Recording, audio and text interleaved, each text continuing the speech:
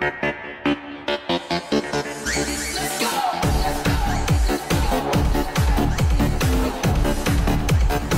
dahil dumadami ng ating mga sandata, so kailangan natin niyang bigyan ng pangalan. Para maiba naman yung ano ng ating mga alaga. Yan, so kailangan bigyan natin ng pangalan yung ating mga sandata na ginagamit. So ito ay tatawagin natin si Kalikot.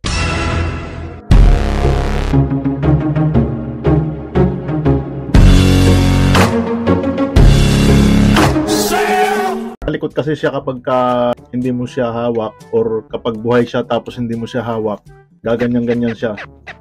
Kaya tawagin natin itong si Kalikot. Tapos di ba may mga times na yung video natin ay magalaw. So itong si Kalikot, siya ngayon ang magme-maintain ng magandang galaw ng ating video. Ito yung ating sandata na si Kalikot. Tapos ito namang ating GoPro. So itong ating GoPro ay papangalan natin si 30. So bakit 30? Kasi kunin natin siya sa specs niya, 360 degrees. Itong papangalan natin dito ay si 30. So dahil marites to dalawa yung mata niya, likod at saka harap So ayun mga kaibigan, may mga pangalan ng ating mga sandata. So iingatan natin to.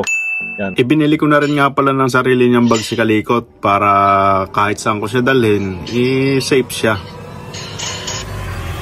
Ayaw, so gusto ko lang pala magpasalamat sa nagbigay ng ating bagong sandata ngayon. Yan, so maraming salamat sa iyo, Don Miguel. Yan, so yung ating bagong sandata ngayon is pinagkalooban tayo ni Don Miguel ng isang gimbal So kaya yun yung ginagamit natin ngayon.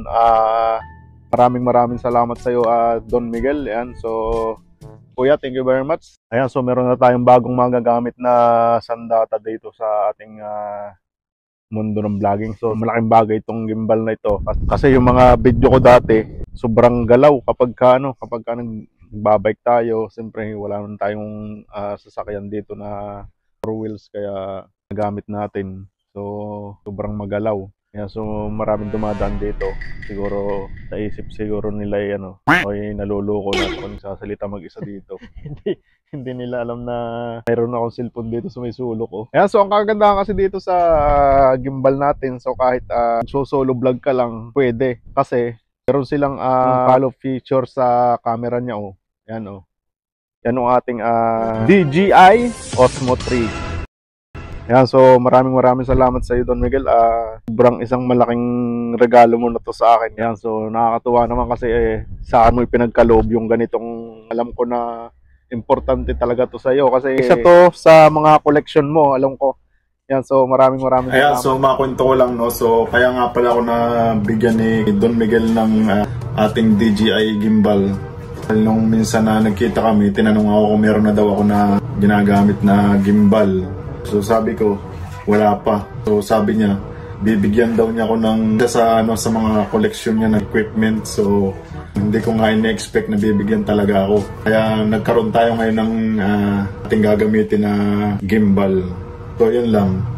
Yo, so hanggang dito na lang po. Maraming salamat sa mga nanood. Hanggang sa muli. God bless.